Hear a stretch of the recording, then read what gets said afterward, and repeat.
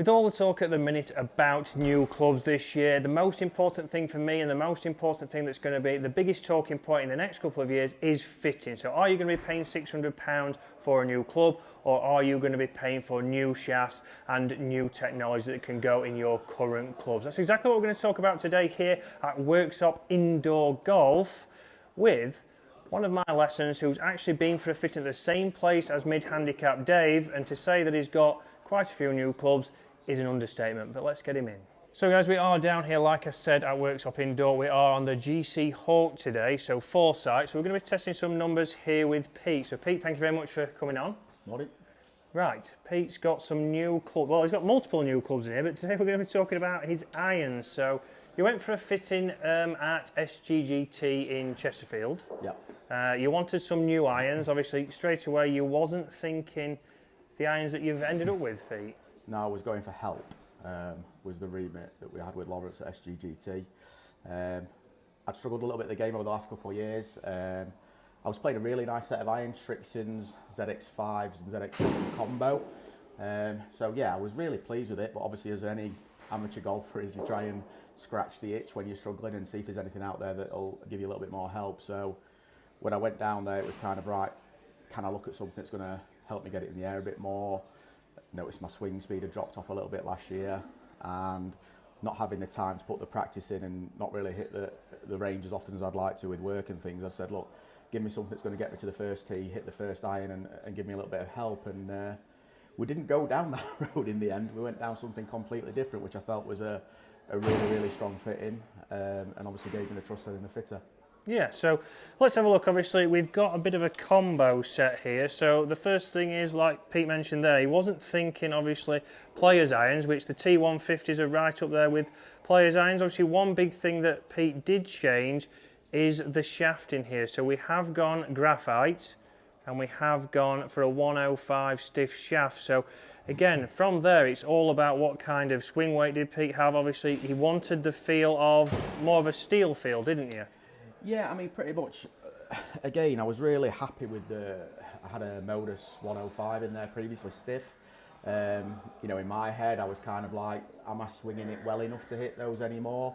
You know, I want the biggest head, and the easiest shaft was what I was looking for. But, you know, that for me was the importance of the fitting. When we kind of, you know, got settled into the shaft, the feel was just far superior to everything else. I hit the flight was as good as I've seen.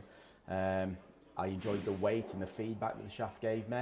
It wasn't like the old graphite shafts that you may have hit. You know, do you think of whippy, don't you, yeah, straight away? You know, I've had it where I've gone abroad and you get like a higher set, and it's generally graphite shafts you get in there, and you feel like you're swinging in slow-mo just to get the centre of the face. But this was a really, really nice feel. And again, going into the 150 head, I found it surprisingly forgiving to hit. You know, the help at the bottom of the club just really helped me get the ball in the air.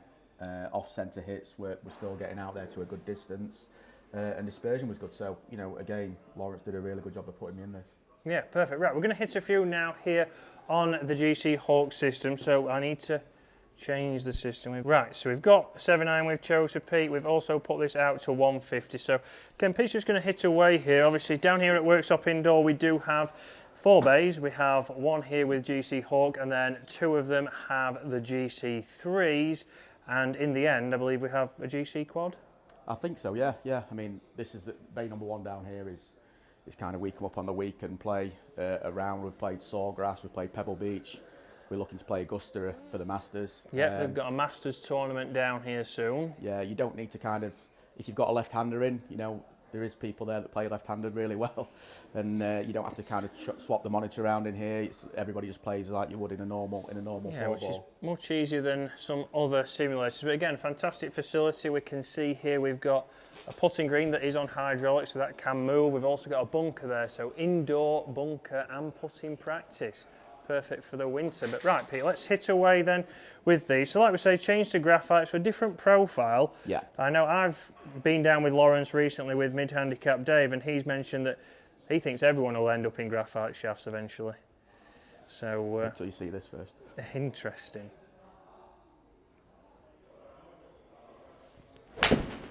Now I've just hit a couple of shots with these, and they do feel fantastic. Again, Shaft exactly what you expect, obviously. Does feel like you've got a stiff shaft in there. The weight, obviously, the swing weighting is key, and that's the big thing that we saw in Dave's fitting. It's very essential to have the right swing weight. That can change trajectory, change confidence, obviously change your scores. That's strike. So again, strike-wise sounded good there. Yeah, And exactly what we think there. So pin high, 151 there. So one more, Pete, and then we'll talk about the top end of your bag. Obviously, we haven't gone all the way through the bag here with the 150s. We have also got some consistency and distance on the green. Again, top end of the bag, obviously 5-iron you said is where you change, Pete, and we've got in there, we have the T200s. Yeah, so again, looking for that little bit of forgiveness in the top end of the bag. I've always liked long irons. Always, again, I had the combo set with the Shrixons going into the ZX5 in 6, 5 and 4 with the Shrixons in ZX5s. 4 irons in these, just really like the look of them. There's a little bit more help in the back of these. Slightly different feel, not as soft as the T150s, but again, it's a little bit more of a click. But I know when I hear that click, it's that little bit of help that's getting it in the air. Yeah. You know, and again, this 4 iron that he's done, he has bent this a little bit strong, so I can be a little bit more versatile with this and hit it a little bit in a tight par, tight par 4s, just to put myself into position. So yeah, you know, it was kind of, again, going on his advice, it was really valued, and I felt that the bag setup now is certainly in the irons, the gaps are all kind of really good. One thing about here that I did do is that Dave does, you know, you can just book in for an hour, and I did a gapping session. So on the foresight, I believe it is, you've got an option to go into gapping of clubs, and I came in here, had a good couple of hours just doing that session.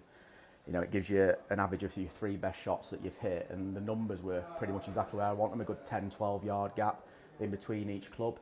And if I stepped on the 4, and I could kind of put it in position if I wanted to off the tee as well. So again, a lot of versatility in the bag, not going what I was expecting again. You know, looking down at it is still looking like a player's iron, but I think that does help me concentrate a little bit. If I've got something a little bit sleeker, I can concentrate on it a little bit more.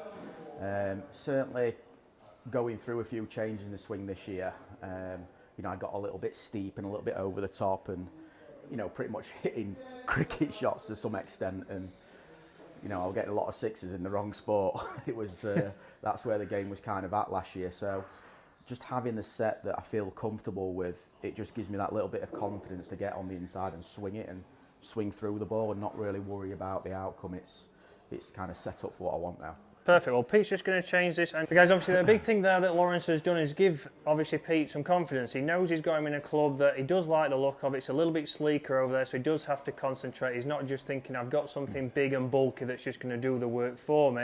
And also there, obviously, a 4-iron that's been changed to be a little bit stronger. That's because, obviously, they do have the loft and lie machines there, which allow him to be able to change that in front of you. And I bet you, for you, Pete, obviously, it was quite interesting for him to do that there and then. Yeah, I mean, I play at Lindrick, and it's, you know, renowned. It gets quite windy there. So certainly in the summer I wanted a little bit of a knuckleball with a 4-iron off the tee.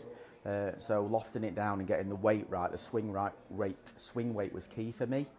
Certainly making sure that I wasn't feeling it out here and getting the club felt a little bit here. So making sure the head was kind of, you know, a little bit more behind me that allowed me to kind of release through.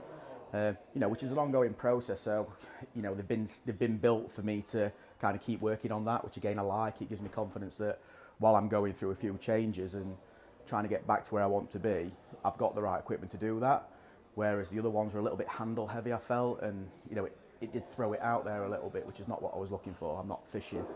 Yeah, he's not fly fishing, not like Frankie Fairways, who is also on the channel very soon, although he's gone through some swing changes as well, so less fly fisherman. But 4-iron up here, obviously. Yeah, I mean, it's not, I'd say it's a 180 club for me, this. Yeah. You know, if I step on it, maybe a little bit more. And this is where you've done your gap and you know what it is. Yeah. You know what consistent it's going. Yes, there's an optimum that it might go a little bit further if you jump on one.